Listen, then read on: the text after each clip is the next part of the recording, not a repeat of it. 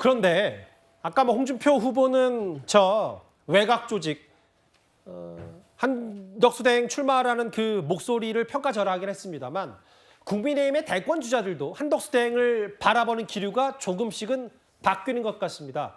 제가 오늘 점심쯤에 김문수 후보와 채널A 유튜브 국회의사담 앵커스를 촬영했는데요. 관련 언급만 살짝 먼저 보여드리겠습니다.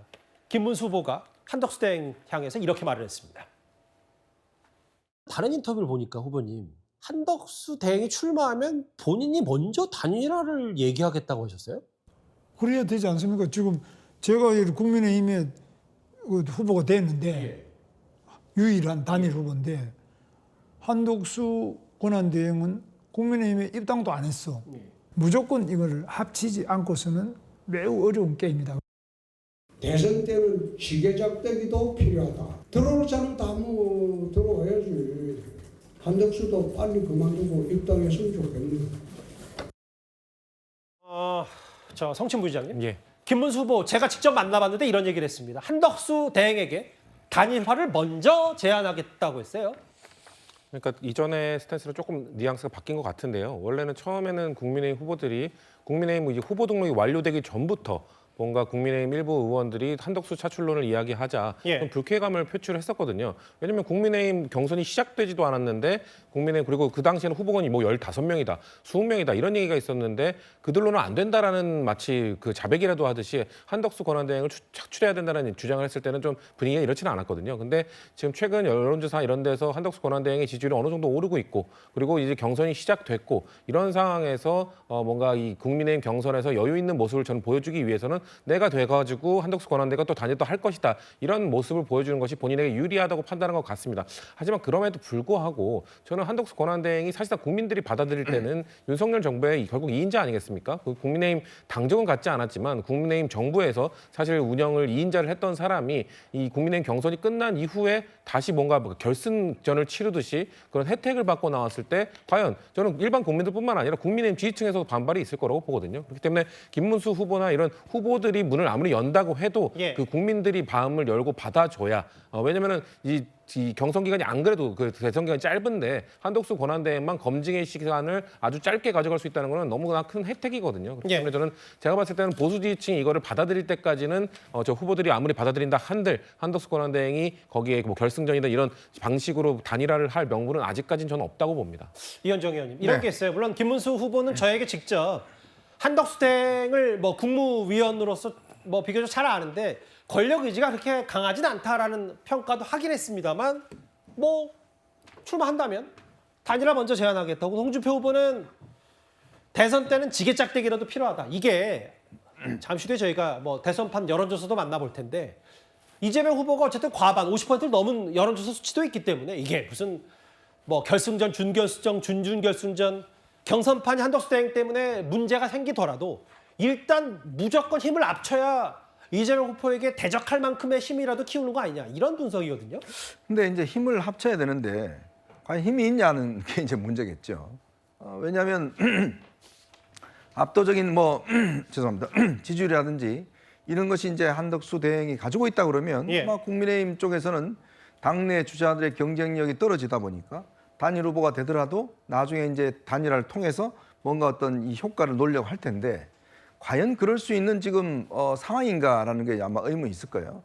지금 김문수 후보도 그렇습니다. 아마 김문수 후보가 본인이 국민의힘의 단일 후보로 이제 결정이 된다 그러면 저는 좀 마음이 좀 바뀔 수도 있을 것 같아요. 지금에서는 사실은 이 김문수 후보 캠프에 들어간 사람들이 박수영 의원이라든지 등등이 다들 이제 한덕수 대행을 좀 영입하는데 앞장섰던 분들 아니겠습니까? 마치 이제 김문수 후보를 뭐 이 한덕수 대행의 어떤 영입을 위한 마중물처럼 쓰기 위한 뭐 그런 어떤 이제 목적으로 간 게 아닌가라는 의심도 사고 있는 거 아니겠습니까? 이제 그런 거기 때문에 이거는 그때 돼봐야 또 이 분위기를 알 수가 있다. 왜냐하면 만약 한덕수 대행이 사퇴를 했는데 뭐 지지율이 뭐 엄청나게 오른다든지 뭐 그럴 경우는 뭐 승복할 수 있겠지만 그렇지 않고 뭐 이 여러 가지 어떤 공격을 받고 특히 또 민주당 같은 경우는 한덕수 대행에 대한 공격을 뭐 중단하지 않을 거 아닙니까? 계속 공격을 할 텐데 거기에 국민들이 예를 들어 그 판단을 내릴 경우에 저는 여러 가지 어떤 검증의 어떤 리스크가 분명히 있다라고 보거든요. 그랬을 경우는 아마 김문수 후보도 본인도 다를 거고 아마 김문수 후보 본인 생각은 나를 중심으로 단일화해야 된다. 아마 그런 생각을 가지실 거예요. 지금은 말은 단일화지만 그 중요한 거는 나를 중심으로 당신이 들어와서 결국 나에게 힘을 보태줘야 된다. 아마 그런 관점에서 단일화를 이야기하고 있기 때문에 예. 말이 한 게 그렇습니다. 결국은 딱 당해봐야 본인의 본심이 나오는 거거든요. 아니 세상에 김문수 후보가 이렇게 고생해서 돈 매덕 들어서 지금 경선에서 만약에 당 후보가 되는데 예. 뭐하러 그걸 한덕수 대행한테 넘기겠어요? 그럴 건 아마 없을 겁니다. 이런 대소주자들 말고도 실제로 국민의힘 당 지도부도 경선이 좀 시작되고 한덕수 대행 차출론이 여전히 이어지고 있고 살아있는 카드가 되니까 조금 다른 입장을 냈습니다. 한번 들어볼까요? 우리 당의 경선 원칙은 명확합니다. 모든 후보는 같은 출발선에 서야 하고 같은 기준 아래 경쟁해야 합니다. 특정인을 옹립하는 일도 누구의 불이익을 주는 일도 없을 것입니다. 오늘 국민의힘은 당의 문을 다시 활짝 열겠습니다.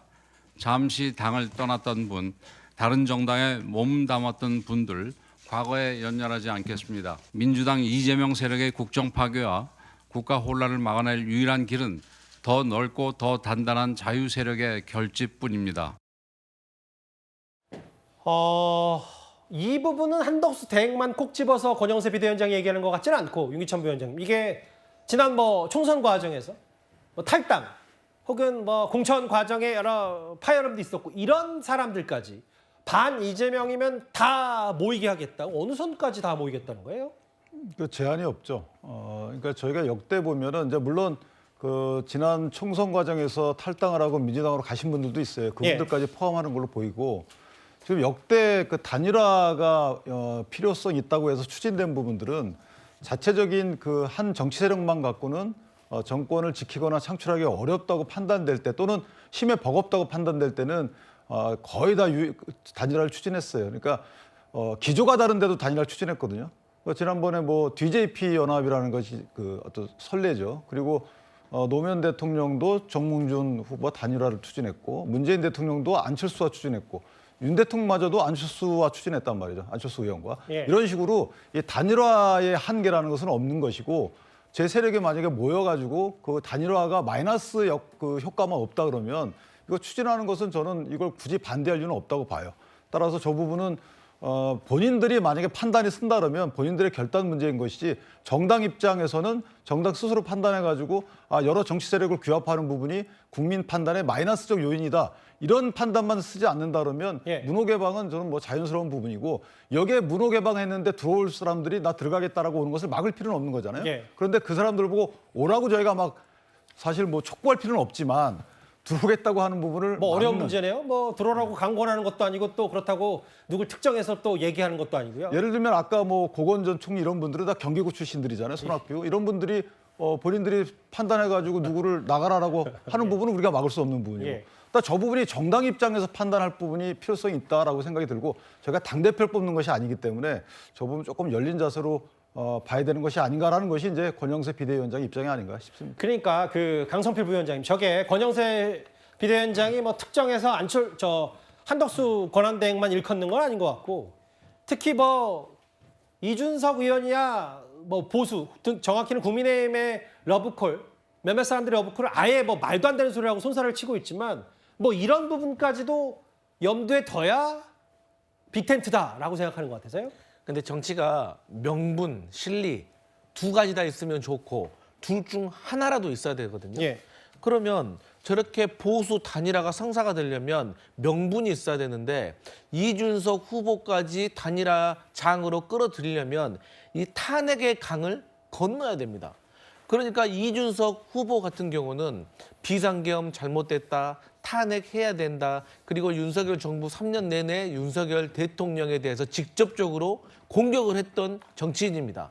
그럼에도 불구하고 이재명을 막기 위해서 보수 단일화를 한다고 하면 최소한도로 국민의힘이 비상계엄에 대해서 사죄하고 탄핵도 당연한 것이다. 이 정도의 뭔가 정리가 있어야지 이준석도 들어올 수 있는 명분이 생기는 거고, 두 번째는 실리입니다. 이준석 입장에서도 만약에 민주당 후보가 42, 예. 국민의힘이 후보가 40이다. 그런 상황에서 본인이 한 5% 정도의 지지율이 나온다고 하면 본인이 국민의힘과 단일화를 해서 민주당 후보를 이길 수 있으니까 실리를 취할 수가 있는데 예. 지금의 상황을 봤을 때는 본인이 단일화를 한다고 하더라도 민주당 후보를 이기기가 어려운 상황이기 때문에 저는 이준석까지 보수 단일화를 하기에는 명분과 실리 두 개 다 아직은 부족한 상황이라고 판단할 수 있겠습니다. 근데 어찌됐건 냉정하게 보면 지금 미국과의 관세 협정 중에 대통령 권한대행이 사퇴를 해버리면 정부가 또다시 뭐 또 대행의 대행, 이게 탄핵당해서 그만두는 게 아니라 직무정지가 되는 게 아니라 그럼 대한민국의 컨트롤 타워가 부재한 거 아니냐라는 위험 부담은 충분히 있을 수 있으니까요.